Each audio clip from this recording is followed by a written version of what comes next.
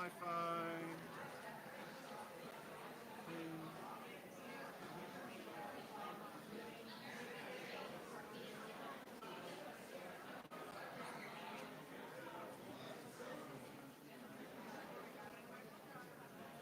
Password.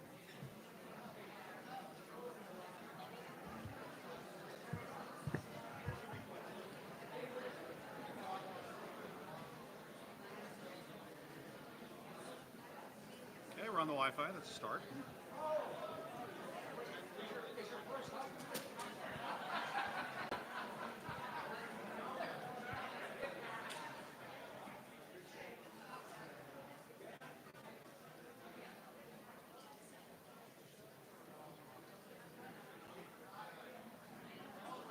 And the fan is right there. I know, thank God. Not a good day to wear a suit. Come on, go through. No, no, Oh no! Oh no! Sorry. not yet. It's not you. It's me. Come on, come on. Darn it. We have to put this into. Yeah, it did that to me too.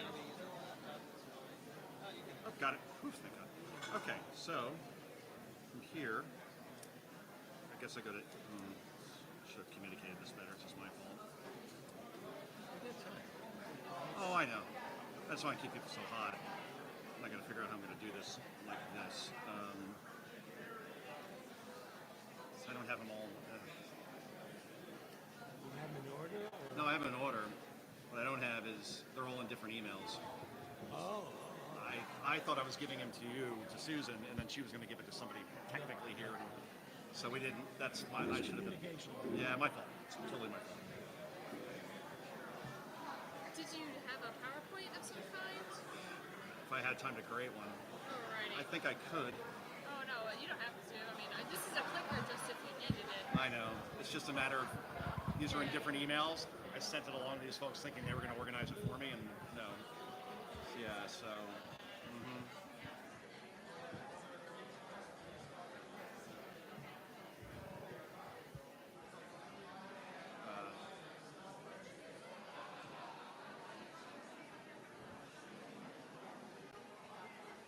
This is bad.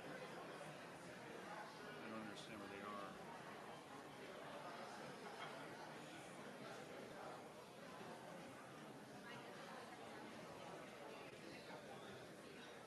(11 through 15). Okay.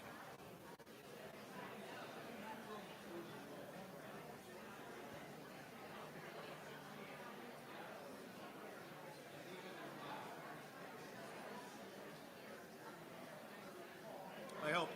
I hope. If you need to find something, if it's coming up. What's that? If you need, you know what I mean, in the middle of it. Oh. It's a very easy crowd. Okay? Yeah. So no, I may need to. Should I see anything up there right now? Because I have it here. It's hooked up there, unless I hit this. Can I get one of those folks over here? There we go, good. Okay. all right. Yeah, I think so. It's not as big as I'd like it to be, but I don't know what to do.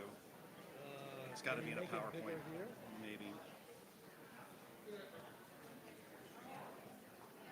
had to be in a PowerPoint. I thought, No. no. Open with. Let me try with Google Doc. It's a nightmare. PDF converter, be funky video editor. Hi. I do the video, which is the high quality one. Great, thank you. And we've learned redundant sound, and I left a card up here, but eventually we'll get a email for you, then we'll send you the Okay. recording. And a lot of people have put these on. Actually, can you not mic me real quick? Pardon? You not mic me real quick. I got to work on something. Okay. All right, thanks. Well, I'll be back in 7 minutes, okay? yeah. Thanks, man. I appreciate it.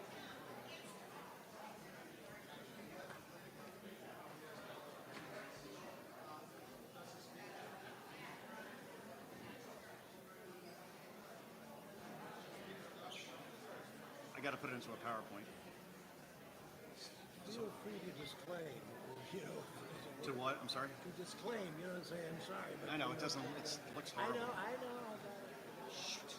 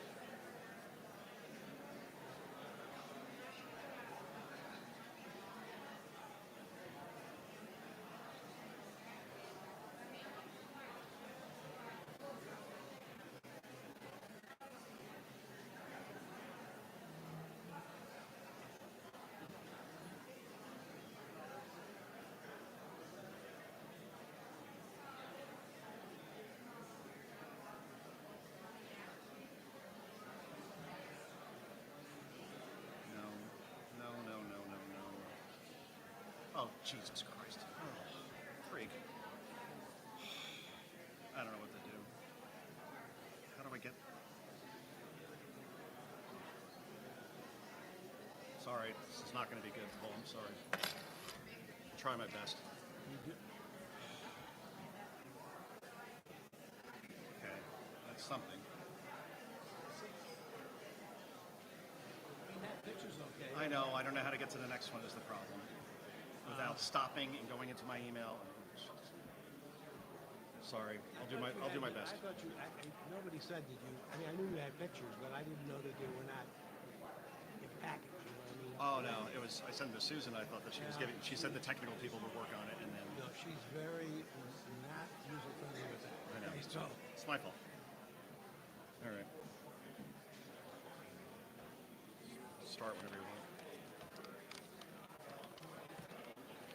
I'll be back. okay, I got some housekeeping to do anyway.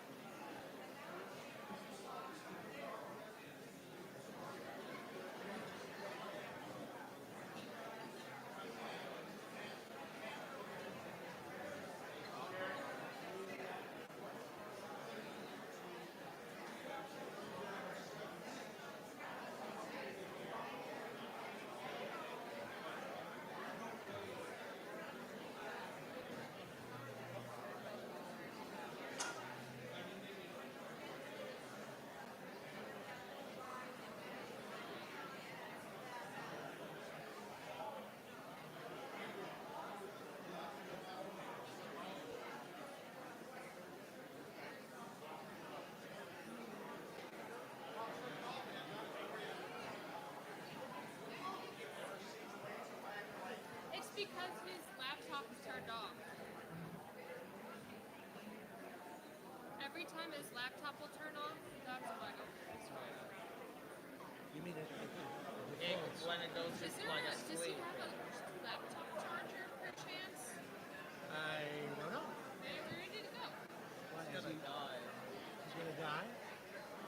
Battery's kind of low in seats, Yes. right? Well, I have a charger. Okay. I don't know. In fact, I don't know if it is.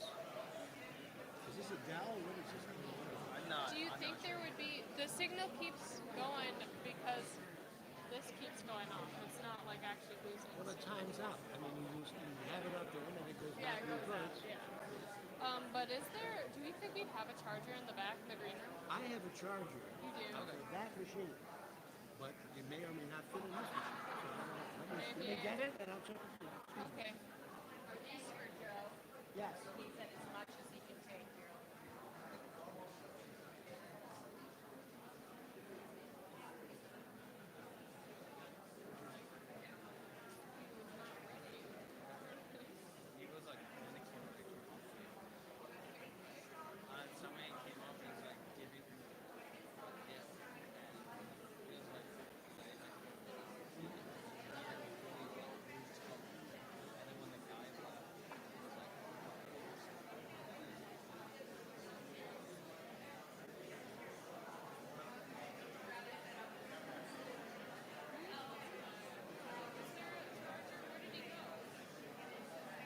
He's nervous here. I'm going to explain to John.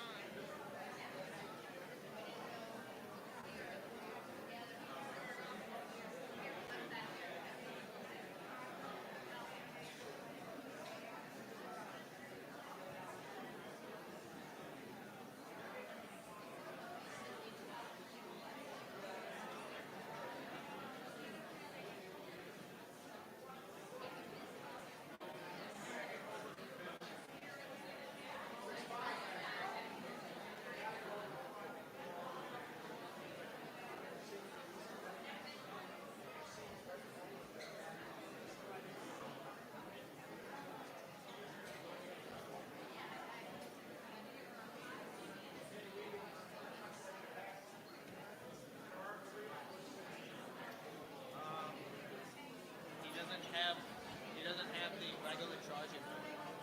Yeah. Let's Is that it? no, it's too small. It probably is a USB-C What is a USB-C? on these sides. See? Oh yeah. It's USB-C. I don't. We don't have Do we one. have one in the back at all? We I've can got chat. Okay. You would think that we would have one. Like we don't provide chargers, you know. I get it. Yeah. I get it.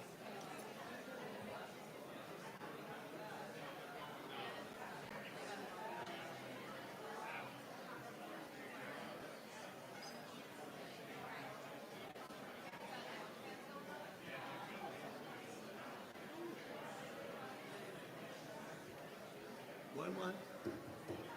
Hello, hello.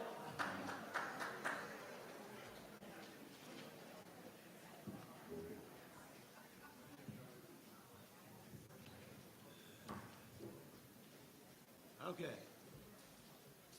Good afternoon, ladies and gentlemen. I am Paul Anthony, President of Advocates for Balance at Chautauqua, and I am doing this for the benefit of those who are watching on YouTube live. We are in the parlor at the Athenaeum Hotel, and we cannot get anybody to turn down the air conditioning. It is frigid in here. See, if you think that way positively, things will change perhaps, okay? Anyway, thank you for being here. And this is our 67th speaker, to bring you up to date all the time. And let me make a couple of announcements that are significant.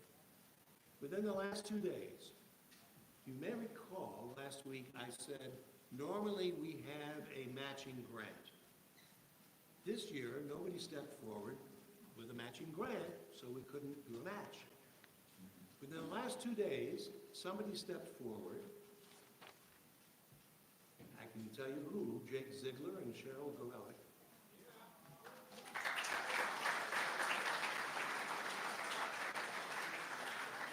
And saved the applause for the amount, $25,000.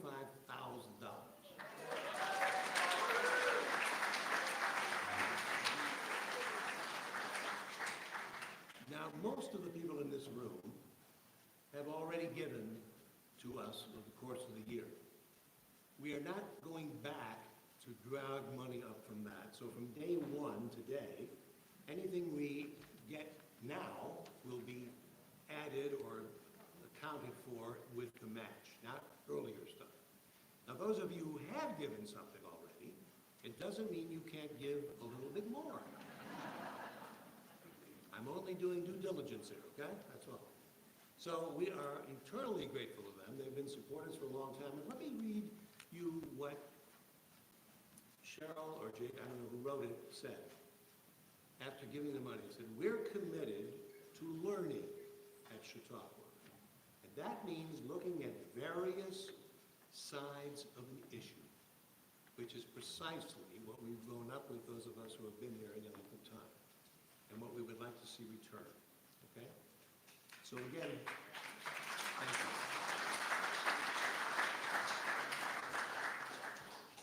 If you have our little tab, or you've been looking at our promotional things from the beginning, we have negotiated and booked Sarah Carter, who was due to speak next week. About a week ago, or maybe a week and a half ago, she called us to say that her job as Trump's new drug czar was to begin after Labor Day. But he called her into action earlier than that, so she had to cancel. So we tried to find some people to replace her for next week, which would be next Monday, and we found a few people, and between schedules and cost, we decided that we would be dark next Monday, okay? I will then sleep in late that day. So there will be no lecture next Monday at 3 p.m., as is usual. However, the following week, July 28th, we have Larry Elder coming your way. Larry is a former California gubernatorial candidate, and he's a radio and television star, and he's done a film called The Electric Vehicle, The Good, the Bad, and the Ugly, okay? And we're trying to get a venue where you can actually see that. And as you know, venues are hard to come by when you have ABC in your name. So we're working on that. The ideal situation would be to go to the cinema on a Sunday afternoon. He will be here. He can talk about it after the things like they frequently do with the authors and the producers of the films. So we're working on that. I can't guarantee you that's going to happen. Exam, we will have Q&A, and we will do it from that position there where you see that microphone. And that's about it for this time. Now I'd like to bring on our guest speaker. We had Jimmy Fallon here last year, you may recall, the comedian, who is a bona fide and publicized comedian. Joe Concha is not a publicized comedian, but having spent 2 days with him, he should be, okay? And he will display some of that wit and wisdom when he gets up here. Joe, highly inspected analyst, an American media industry and pop culture, FoxNews Contributor, columnist, The Hill, and sought-after prominent podcast guest. Joe will share behind-the-scenes accounts reporting on the 2024 campaign election, and will dwell mainly on his book, which is called The Greatest Comeback Ever, Inside Trump's Big Beautiful Campaign. And those of you who have a copy of that and you would like him signed, he will be happy to do that at the end of the evening. So ladies and gentlemen, without further ado, are you all set? Okay. Just a minute here. Hold on. Is there a chiropractor in the audience? Okay. Ooh. We are working on tech stuff right to the last minute. No fault of anybody's, okay? Just to point the logistics here. So, ladies and gentlemen, without further ado, please bring to the podium Mr. Joe Concha. Watch yourself there. Watch yourself. What a great crowd here. I mean, I love this place. I really do. I've never been before. I've never been to Western New York before. And I called my wife earlier, all right? And I said, look, we're moving here. That's it. It's like Punxsutawney, Bill Murray goes there in Groundhog Day and he says, let's live here.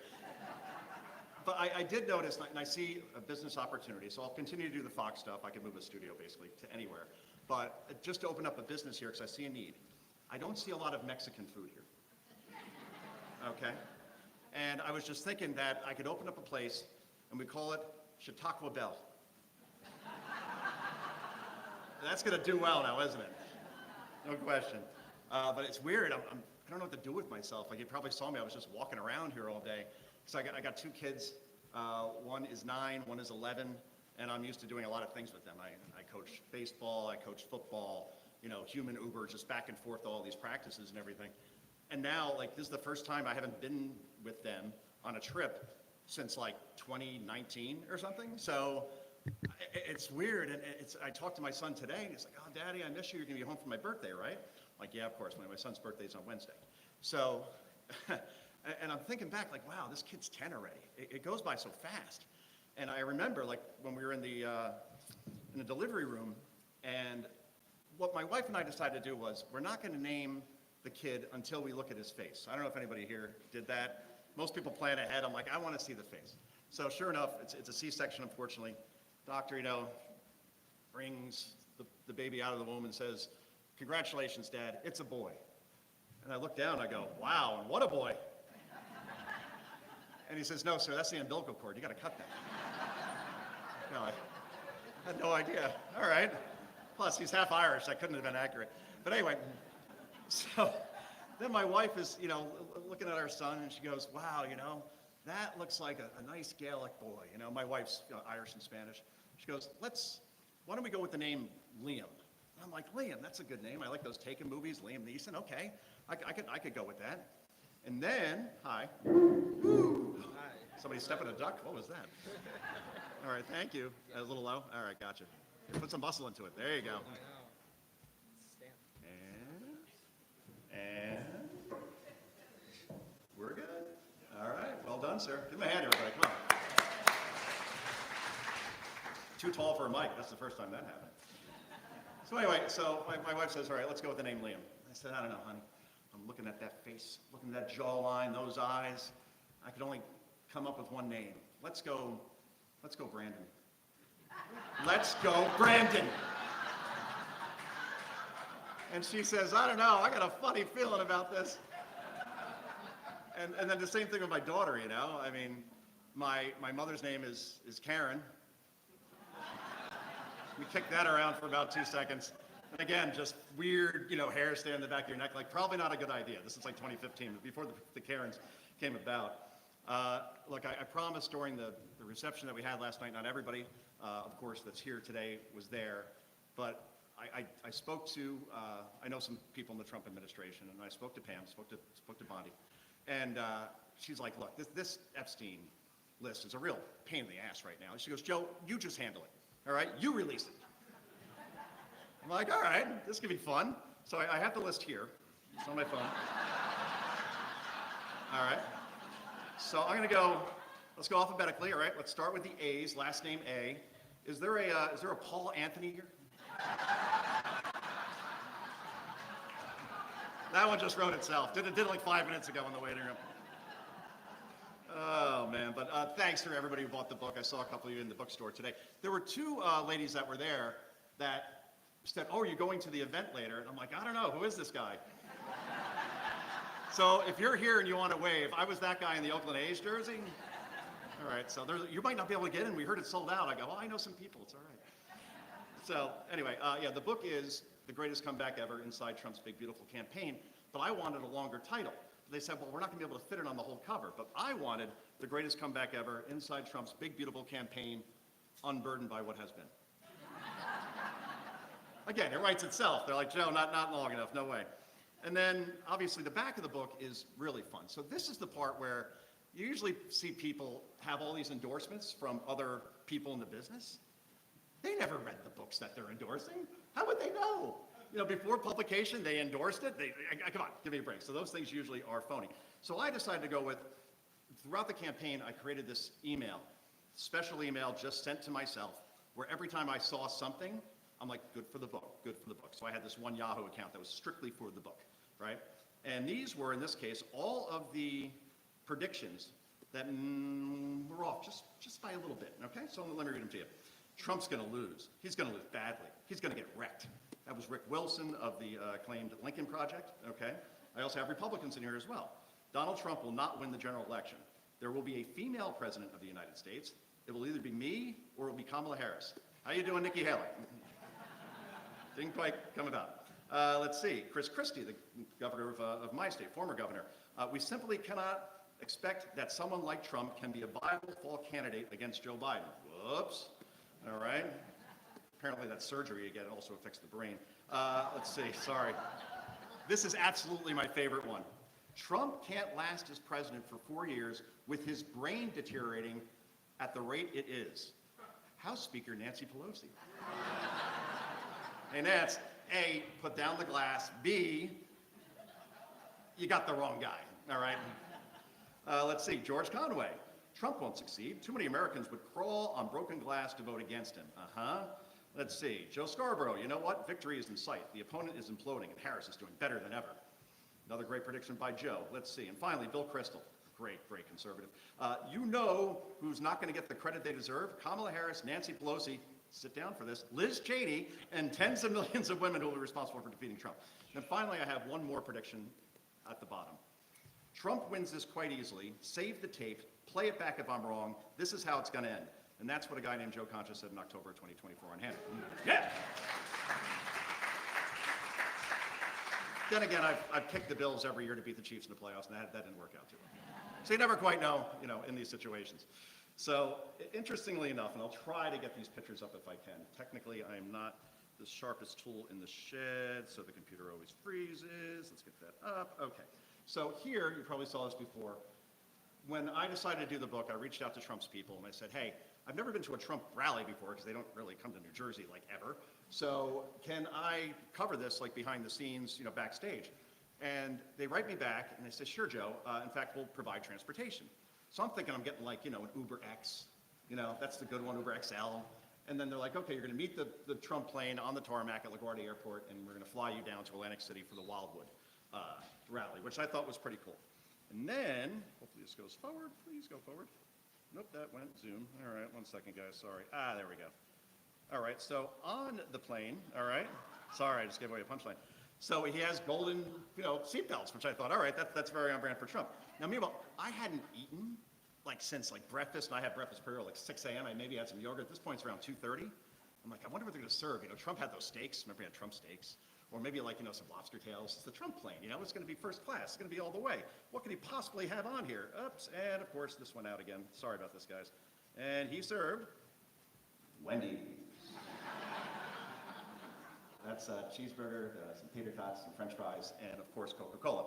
So that was pretty fun to go on the plane and see that. And we flew all the way down to Wildwood, New Jersey. Eventually, we got there anyway.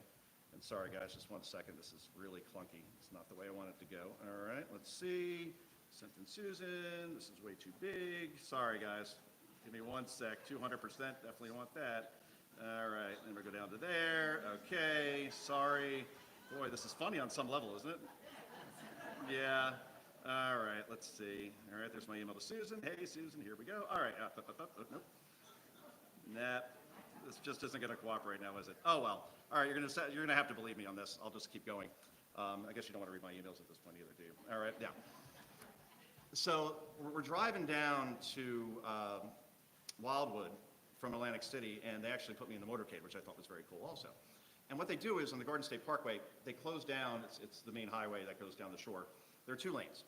And one lane they close off completely, and it's flanked by state troopers. So the motorcade doesn't have any cars going next to it. Of course, makes sense.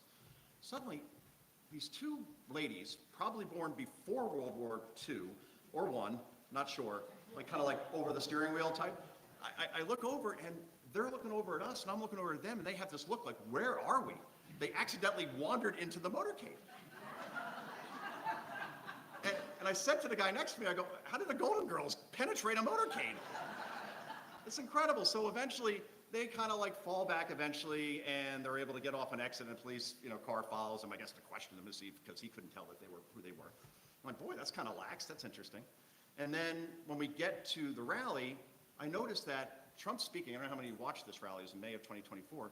Behind him, there's all these rides, right, for the amusement park, and they're still operating, right over the stage, basically. They're going to shut those off, right? I mean, is anybody then, anyway vetting the people that are on these rides? It's a perfect shot, over the stage. Again, there was no assassination attempts against him yet, so you're not really thinking too much in that regard, but I remember just writing notes to myself furiously. This does not feel secure. The boardwalk had people streaming back and forth. That was about 150 yards away. They couldn't have vetted the 100,000 people that were there all on the beach. No one went through metal detectors or anything like that. So I'm thinking, this feels not all that secure. And then a plane even flew right over the stage of Trump. It was a small plane, but I'm like, why is that allowed in the airspace? Crazy stuff. Anyway, we get through that, and Trump's riding high at this point. He's beating Biden in the polls. And then the debate happens a couple of weeks later in Atlanta. So I fly down for that. It's at Georgia Tech. And, we all saw what happened during that as far as Trump and Biden was concerned. I mean, that was the end of the race, at least for Biden anyway.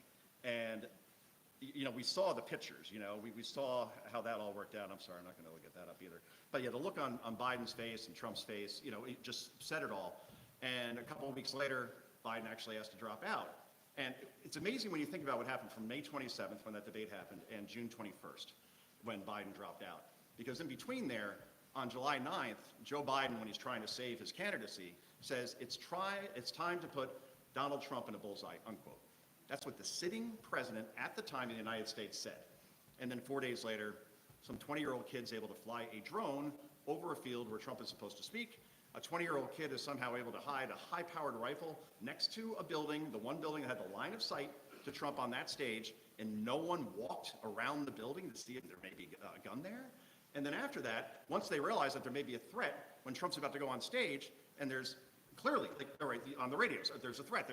Somebody decided, you know what, Mr. Trump, go break a leg. It's all right. Let's roll the dice and take our chances. Like, who sent him out there? Like, I'm not a Secret Service agent, but that's 101 kind of stuff. And then the fact that they allowed no one decided to check that building where that kid was on top of. And then a police officer, finally they notice that people are yelling, there's somebody on that roof. A police officer climbs up, looks at the kid turns around with the rifle, and he climbs back down. You start firing, dude. So then he was able to turn around, he got off all these shots. Trump looks hard to his right to look at a chart that he's never read before at any rally, and obviously if he doesn't turn, boom, brain, done, national television, turns, ear, survives. Incredible. And the fact that Trump was on the ground, now there's a full minute, and I'm about to go on the air on Fox, I was doing the big weekend show, and he's down there for a minute, you don't know what's going on exactly, like if he was like truly hit, anything, you just don't know. And then for him to get up there and just decide to go fight, that was one of the most badass moments you'll ever see, like ever, like forget politics, like ever, like when you thought that in a moment.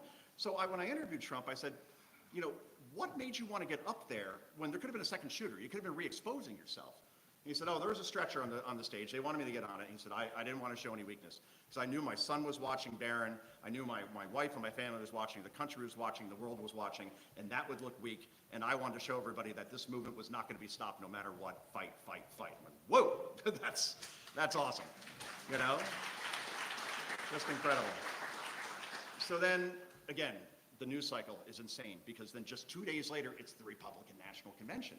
And Trump's already out of the hospital. He's got this big bandage on his ear. And all I remember is MSNBC questioning whether he got shot or not. Seriously. They're like, oh, boy, he's wearing that big prop on his ear to gin up sympathy. Dude, he got shot. What would you have him do? Like put on like, a Band-Aid and just be like, all right, we're good. And, part of his ear got cut off. So when I heard that, I couldn't believe it. But then we didn't still have a vice presidential pick. And he picks J.D. Vance. And I got to be honest with you. At the time, I didn't think that was the right choice. And the reason why I thought this way was J.D. ran for Senate in Ohio, and he won by 6 points. You say, oh, that's pretty good. Problem is, Mike DeWine ran for governor of Ohio in the same election, and he won by 25. I'm like, where'd that 19 points go? Exactly. Like, what's different about J.D. where he loses 19 points off the Republican ticket? And I honestly, I went on Fox, and I thought that Marco Rubio or Glenn Youngkin were the better choices. And, Youngkin, Virginia, purple state, 60% approval. Okay, that's good. Marco, I think, is a complete rock star and will be president one day. So maybe he will still be on a ticket and probably at the top of it at some point. But J.D. Vance is completely, in terms of every expectation, has exceeded them. And, it's funny because then after Biden dropped out on July 21st, which really pissed me off, by the way, not because I thought he should be president, because all year I had not one vacation. And I'm in Cape May, I'm with the family. I just purposely leave my phone behind so I could go out my little wagon, my little boogie boards, and my little cooler with my little Bud Lights, or Busch Light, sorry, and I was fine with it. Can't drink Bud Light, what am I saying? Jeez, cover myself on that one. And then sure enough, my wife says, Biden just dropped out. She had her phone with her. I said, I'll be back. I walked to the room and bzz, bzz, bzz, and Fox is saying, can you join? Can you react to this? Because they think I'm at home and I have my home studio where in 5 seconds I could be dressed like this and I'm on the air and it looks great. I said, sure, not a problem. And after I hung up, I go, oh, crap. A, I don't have a studio. B, I go to the closet. I have like maybe one shirt you could wear on the air from like Banana Republic from 2004. And it's yellow. Ugh. Otherwise, if you've seen me around here, I kind of wear like jerseys a lot. That's basically all I had, a couple of T-shirts, that sort of thing. So what I learned was South Jersey does not have one men's store near the beach areas within 40 miles. Not one. You can't find a shirt, a tie, nothing. I finally found one at Marshall's, or to make it sound good, Marshall's, and we were able to go on, and I joined from there. So that was interesting. But again, in the span of 8 days, we had a presidential candidate shot, a vice presidential candidate chosen, which a lot of people didn't expect, and then a sitting president drop out in the span of 8 days. That is incredible. So then what are the Democrats going to do as far as that was concerned? In other words, they could have had a lightning primary, right, for starters. They could have, sorry about that, could have done a lot of things. But let me first show you Milwaukee, which is very interesting. Met Dennis Quaid. Now, you tell me how that guy is 70. That ain't 70. That's like 47, you know. And then I met his wife, and I realized why he looks the way he does. She's 33.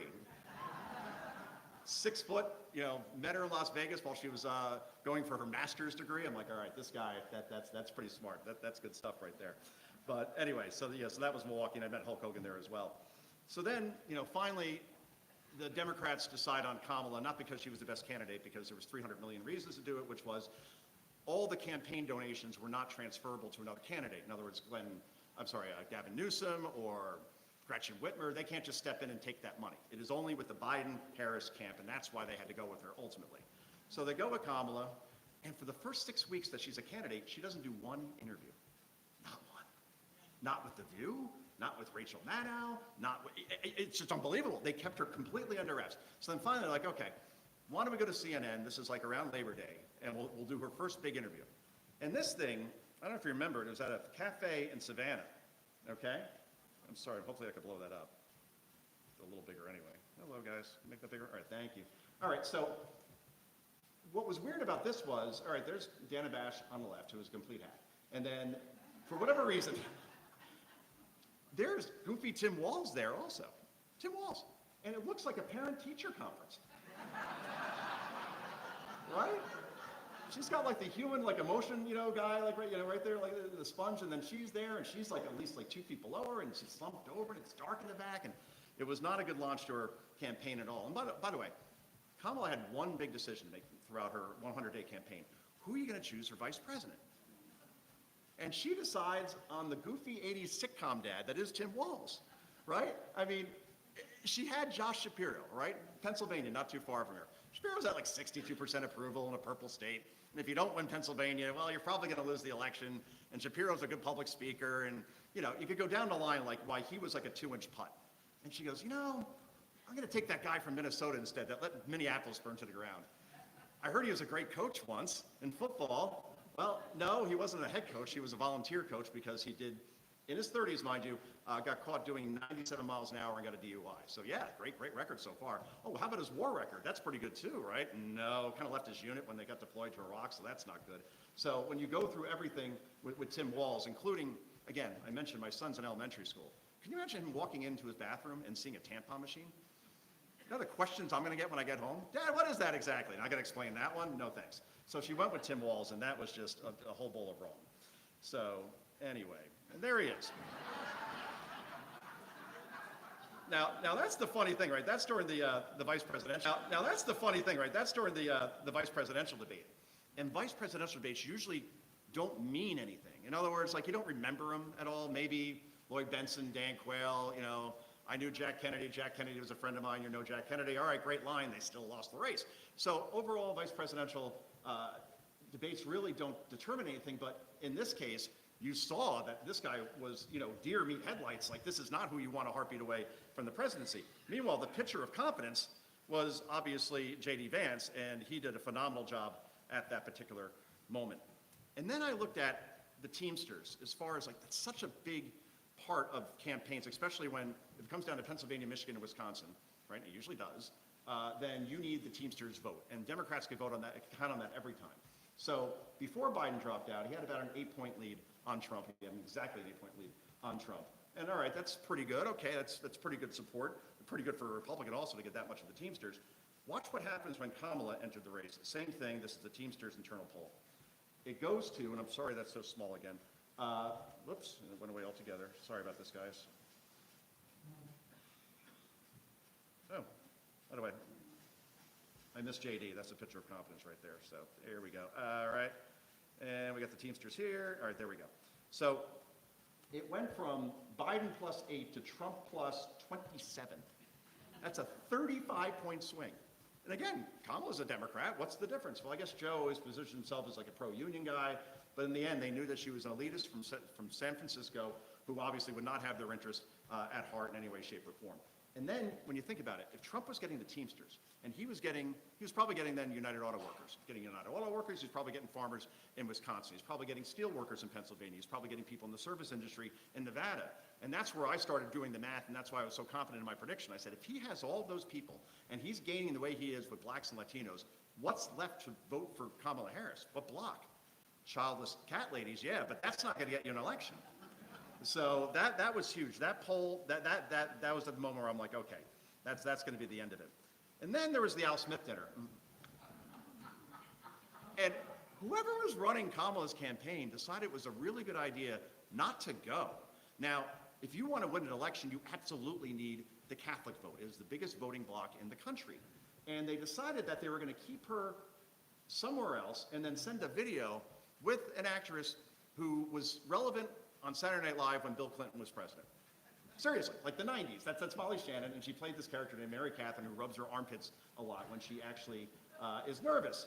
And this thing, and I was there, got booed because, again, why would you blow off Catholics like that? What are you thinking, you know? And meanwhile, Trump had like great lines. I mean, he's like basically like the Dean Martin of like roasters when it comes to these things. And he had one great line I remember. He said, you know, Democrats keep telling me that there's more than two genders. And I didn't believe him until I met Tim Walz. So yeah, Trump crushed it that night. He won the news cycle once again, and that was just incredible. So now we're in October, and things seem to be going his way. And then obviously that's what I used for the book as far as Trump and the McDonald's picture. And the media just went off on Trump when it came to this because it's a stunt. You know, he really didn't work there. It was just like a display. Of course he didn't work there, but the point was that he was the guy you could relate to. And what this does is it diffuses the narrative that Trump is a fascist and that he's Hitler. So at last check, Hitler didn't work the fries in the drive-thru. All right? He's a happy warrior. In the 2020 election, Trump was not happy on the stump because it wasn't much of a stump, right? COVID basically rendered his rallies useless. All he had to do was defend himself on a virus that came here from another country. The country was miserable. We all remember what that was like. The no sports thing that did not fly with me, and then no one in the stands. That was really weird. But the point is that this election, you could tell who was winning by who was having fun. And Trump absolutely was having fun, while Kamala seemed to be flailing at that point. And then we got to, obviously, another event that I went to, which was at Madison Square Garden, which I will find for you in a moment, if I can, hopefully. Let's see. All right. Sorry about this, guys, once again. There we go. All right. Coming. There we go. Okay. Oh, yeah, there was the garbage truck, too. I forgot about that one. Now, remember, that's when Biden called all Trump supporters garbage, and obviously Trump not missing an opportunity in any way, shape, or form. They were able to get a garbage truck in Madison, Wisconsin, and then dress it up with Trump stickers, and then Trump obviously wore this. And again, the guy having fun is the guy who's going to win, and that was another example of that. Now, you may be wondering who this guy is. That's Tony Hinchcliffe, okay? So I went to the Madison Square Garden rally, and this was October 27th, 2024, and this guy Hinchcliffe came up about 5 hours before Trump spoke.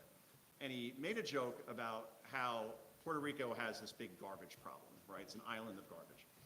And if you look up, news accounts out of Puerto Rico, it is true. More than half the refills, garbage is overflowing. They don't know what to do with it or where to put it. Nevertheless, not the best joke to tell at that point. You don't want to offend anybody or anything like that. But then again, it's a joke. So what happens instead, we see headlines after this basically saying that the race is now over because a guy who spoke at a Trump rally, who Trump's never met before, told a joke about Puerto Rico, and that's what's going to spread like wildfire in Pennsylvania and flip that swing state. In other words, the argument was being made that forget about inflation being above 9%, and forget about the fact that the border's allowed anywhere from 12 to 15 million people in the country, and forget about the fact that a lot of people are leaving major American cities like San Francisco, Minneapolis, Atlanta, New York, Chicago because of crime, and forget about all these other things like men playing against women in sports because a guy you've never heard of before told a joke about Puerto Rico. So if you were going to vote for Trump, you're now going to switch to Kamala because of a joke from a guy that you never heard of before. That's what our media actually tried to push. And obviously, that didn't happen. Trump ended up winning Pennsylvania and every swing state for that matter. But before the election, 2 days beforehand, there was a poll showing that Kamala Harris was up 3 in Iowa, okay? Iowa hasn't gone to a Democrat, I think, since The Wizard of Oz, like right around that time. Because if you look at the voting, there's a lot more Republicans than Democrats in a place like Iowa.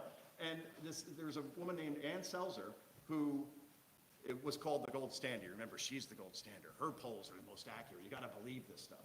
So she actually had Kamala not only winning, but winning in a place like Iowa. And I remember going on Fox and saying when I had to react to this, I go, please, I will give up my salary.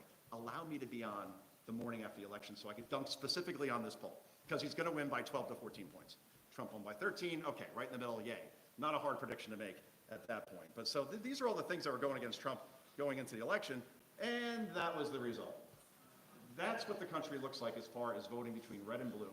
You see blue concentrated up mainly in New England, along the coast of California, some smidgets obviously are in New York and New Jersey, but that's about it. So that's where the country is going. Overall, 89% of counties in the United States voted more red than blue in this election. That is an incredible step.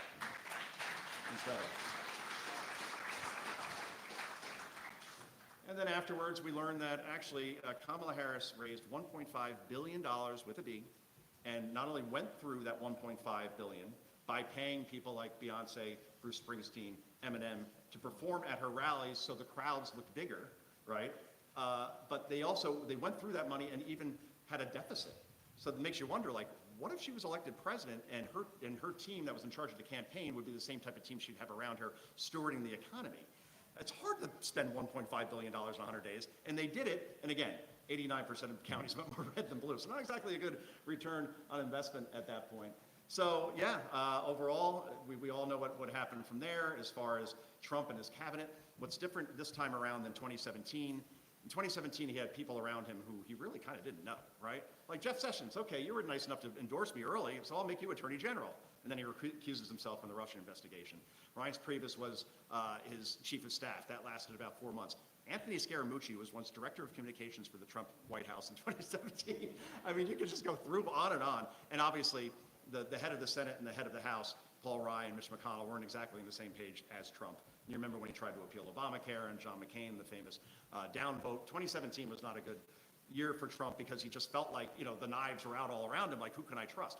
Now he has a cabinet that he could absolutely trust. When you talk about Pete Hegseth, when you talk about, obviously, Scott Bessent, who I think is the MVP right now, Marco Rubio, Secretary of State, Robert F. Kennedy Jr., isn't that amazing? HHS. He's got Tulsi Gabbard, DNI. These are Democrats that are, two that ran for president as Democrats, not like lower level people that, hey, I'll throw in a token Democrat. So that's the coalition that Trump has built at this point. As we're now 6 months into his presidency, we have inflation that was above 9% under Joe Biden to just over 2%.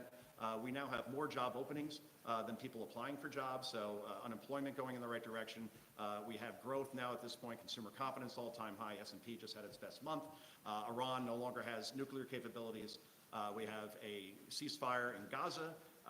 Men, at least Trump tried, Democrats voted down as far as men playing against women in sports. That's been a culture shift now where people now are against that to the point where the University of Pennsylvania had Leah Thomas, they asked her to apologize and to strip her of all of her championships, which I mentioned to some folks before over lunch, but bears repeating. My wife grew up, I'm not gonna say poor, but let's put it this way. My father-in-law had triple bypass at age 37, and he did like heavy manual labor, so he couldn't go back to work, obviously, for that reason.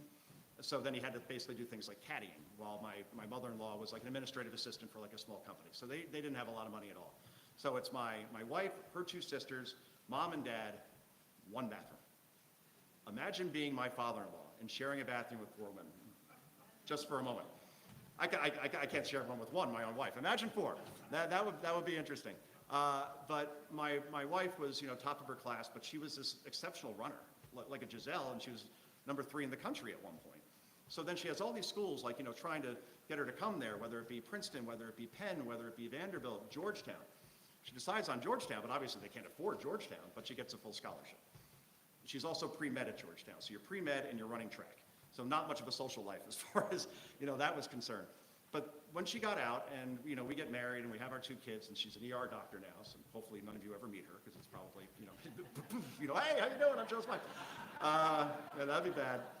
No, overall, the amazing thing is that she wasn't involved politically too much, but then once she saw Leah Thomas at the University of Pennsylvania, and she's winning all these races, and she sees the photos afterwards, and Leah's up here at 6 foot, and then like Riley Gaines is like 5'3", and it's like, whoa, you know, obviously that's unfair. And she's like, do you imagine?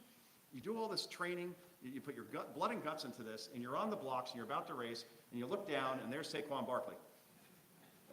Legs anyway, and you're like, I know I can't win. I could train as much as I want, I know I can't win. And that was such a big part of this election, as far as suburban women who may not be politically involved, not watching Fox 24/7, but said, I don't want my daughters being exposed to men in locker rooms. And that's a cultural shift that we're now seeing under Trump in terms of it going the other way. So overall, I really want to thank all you guys for coming here. I think it's been, and staying cool, I can only imagine what that's like. They gave me a fan. I mean, I'm a diva, what can I say? But I really enjoyed talking to you. Thanks so much. Hey, it's that Epstein guy. Fresh. I'm challenged here. One, You got it. okay. Fresh off the Epstein plane, they served Burger King on that one, no Wendy's, okay, just for your information. Okay, I just want to say that, as you heard Joe say, he is dying to come back here. So somebody approached me and said, I will donate right now $5,000 to his return.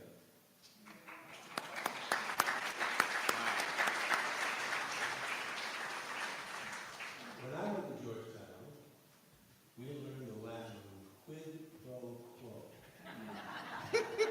Oh, no.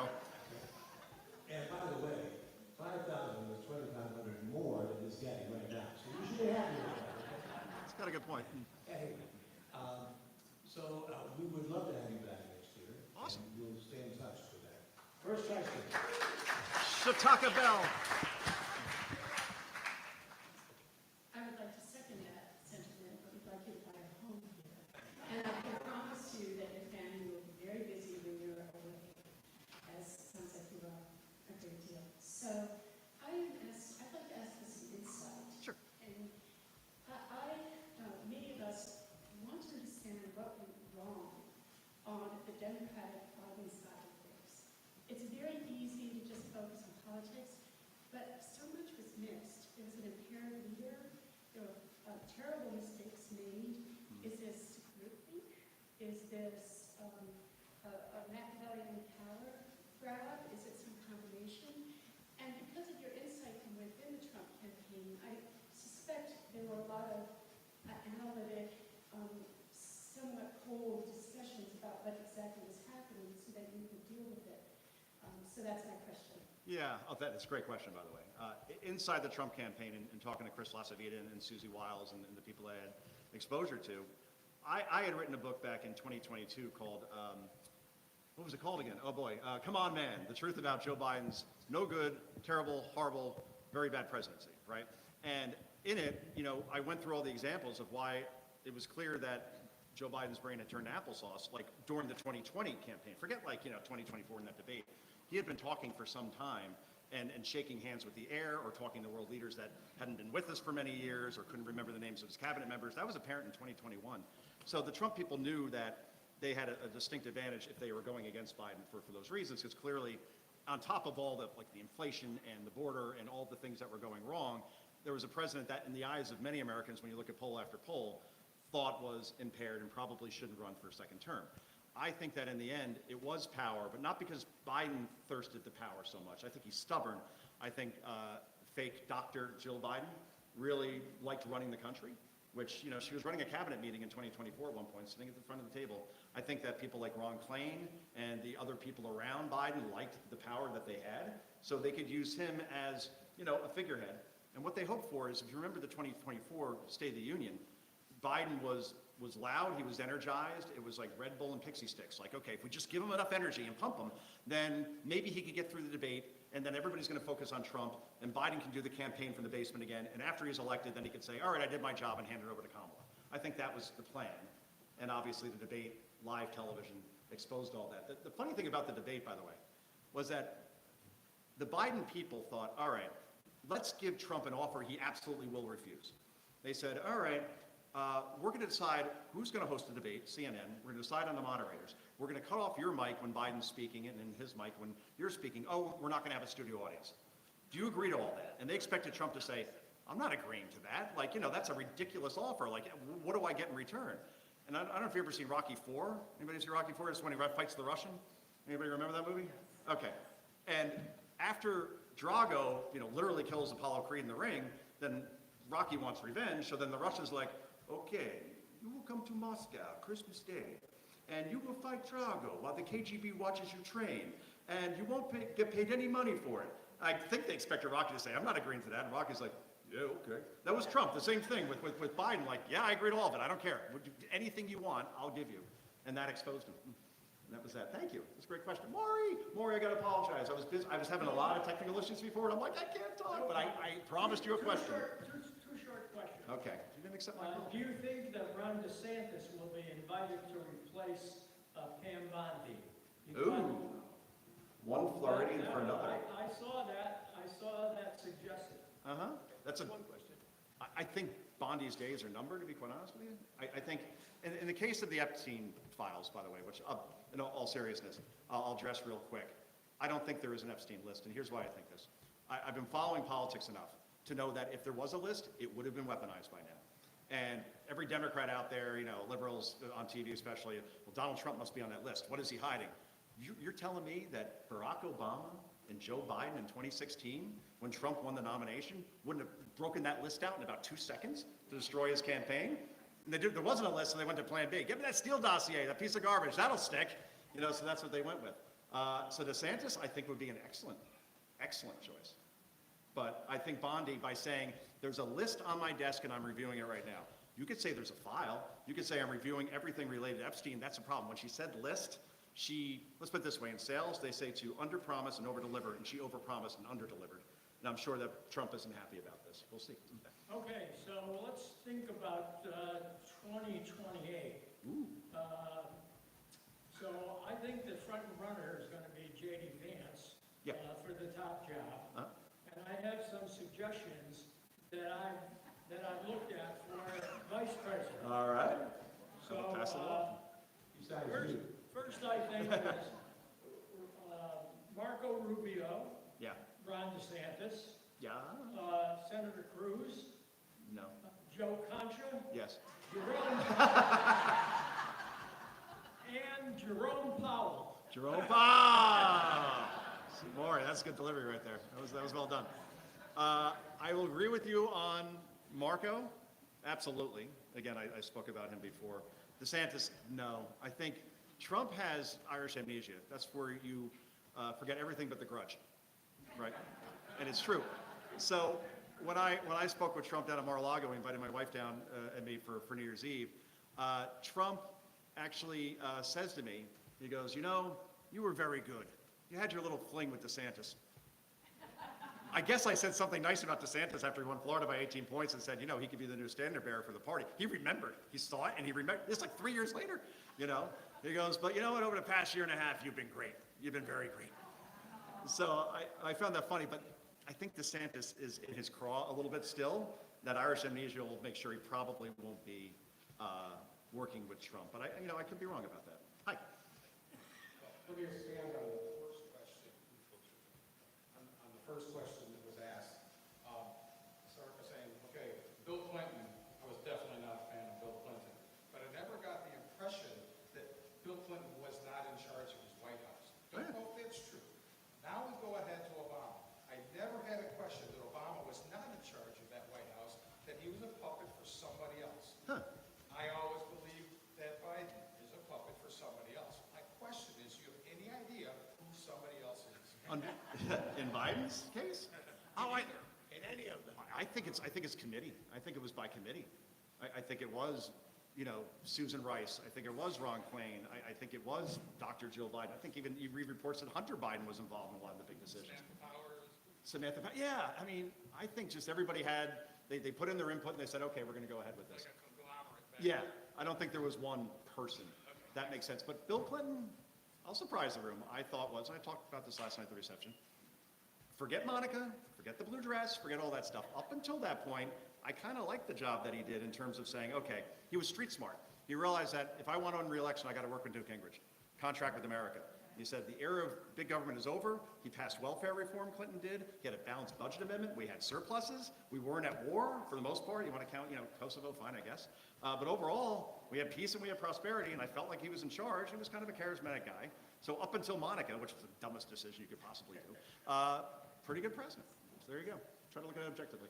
What about the theory that they knew that Biden would fail in the debate, and that they put him up there to just do just that, so they can move on? Right. I think that was part of the thinking, like, okay, if he doesn't do well in June, we have time, right, to replace him. Because usually presidential debates, there's usually 3 of them. First one's usually last week in September on a Tuesday, and then they have one in October, and then one about a week and a half before the presidential campaign. If they waited until September, they were screwed, right? Because they would have already nominated him at the convention in Chicago in August. So I guess you would have to unnominate him. And then Kamala would have like 2 weeks to run, which actually would have benefited her because the more people got to know her, the worse it got. But yeah, that's a good theory as well. Hi. Hi. Do you think the haters, Comey and Brennan, will face the full justice that they deserve? That's a great question. And I'm doing this right now, bowing my head down, because it's like every time I think there's going to be accountability in Washington, they have the hearings and everybody gets their flesh and then nothing effing happens. So, I mean, it's clear Comey and Brennan manipulated intelligence. And also, by the way, if they were so apolitical in their jobs, where they would just run the FBI like Comey did, or run the CIA like Brennan did, clapper over at DNI, then why, after they left their jobs, Brennan goes to MSNBC, and you can't tell the difference between that guy and Keith Olbermann. You're like, wait, you did your job objectively? No. And same thing with Comey writing 2 anti-Trump books. He's playing with seashells, spelling out numbers. That was a little weird, wasn't it? And then he also had a Showtime series named after him. Clapper signed with CNN. Andy McCabe signed with CNN. All these ex-people that were at the top of intelligence agencies signed with the most liberal networks in the country. What does that tell you in terms of how they did their job? Hi. I have a few questions. Yes, sir. What's your name, by the way? Matthew. I like how you have like an official name tag on it. It's because I'm not on the job right now, but... Oh, okay. But, so my first question is, during the election, I always have this feeling that maybe the Bidens were a bit bitter after Kamala taking the election from Democrats, because there was like that one moment in time where Biden wore the MAGA hat at the fire. That's right, yeah, in Pennsylvania. Yes, so I'm wondering, I'm curious your thoughts on that. And my second question, because I'm very curious, I'm very into European politics, and during the election, Keir Starmer, for example, and many other countries in Europe tried to support Kamala, and I think Keir Starmer even sent like delegates to help with the Kamala campaign. So I'm also wondering what's preventing us from helping the conservatives in Europe kind of gain power as well, and because there's like, for example, in Germany, the AfD, and By the way, I follow Matt in the gym. He presses 600 pounds. I press like 14 ounces. Very embarrassing to get fouled at, so I try to go ahead of him. And then when he goes to the weights, he looks over at me like, well, whatever, right? Thank you, man. He's got like an Apollo Creed thing going. Like, that's the same build. All right, to answer the first question, Biden and Kamala hate each other. That was abundantly clear. They were supposed to have lunch every week as president and vice president, and it only happened a handful of times, right? You just got the feeling that they weren't communicating on any level. But this was the thing that really revealed it for me. 2 things, actually. So you remember a hurricane hit Florida. It was a devastating one. And DeSantis is as good as anybody as far as governors responding to natural disasters that hit his state. Even Democrats will tell you that down there.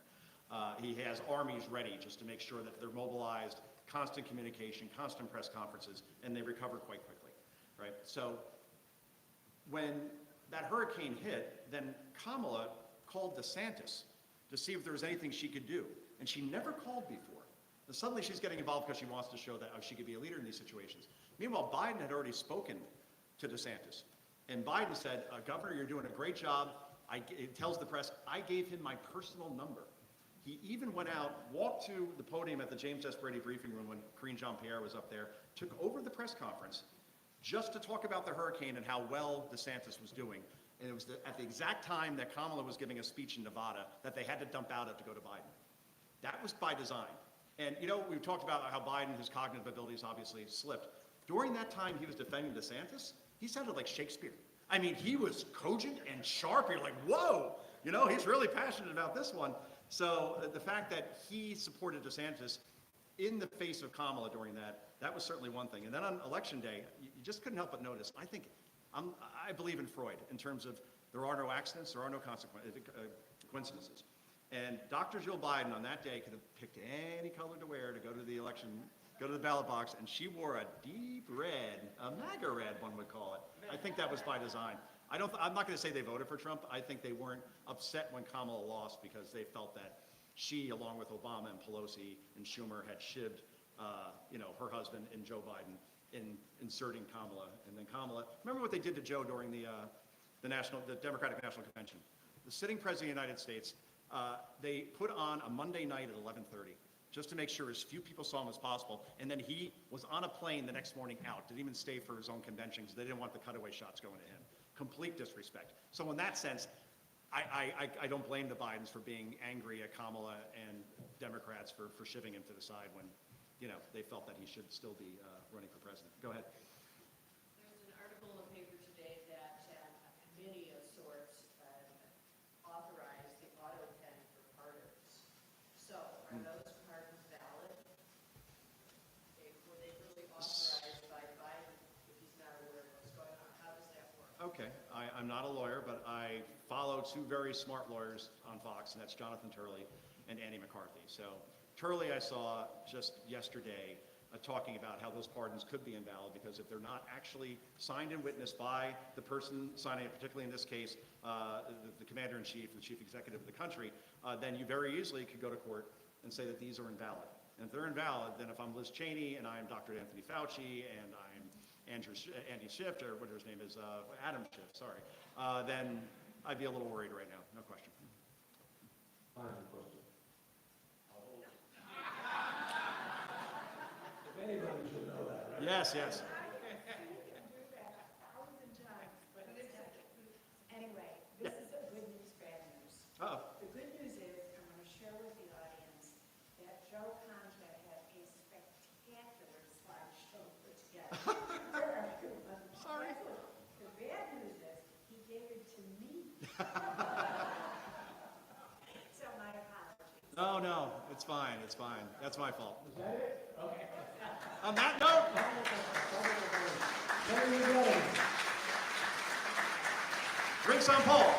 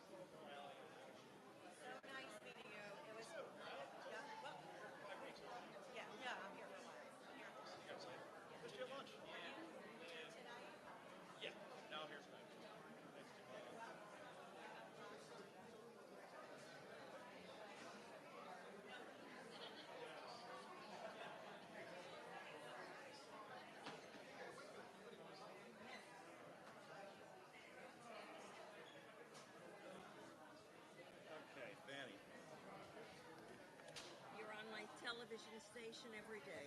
They like to keep me busy, no question about it. Yeah, And it's great because we're seeing more and more of you, so that's terrific. having a home studio was the best decision I've ever made. You know, because I could just say yes to a lot of things. Before I'm like, I got to get a sitter, I got to do that. So Thank you. Well, Good thank luck you. to us in the future. absolutely. Hopefully, you guys can come next year. Yeah, thank you. To Rachel. Rachel, all right. What'd you see the Stones? I've seen them 73 times. 73?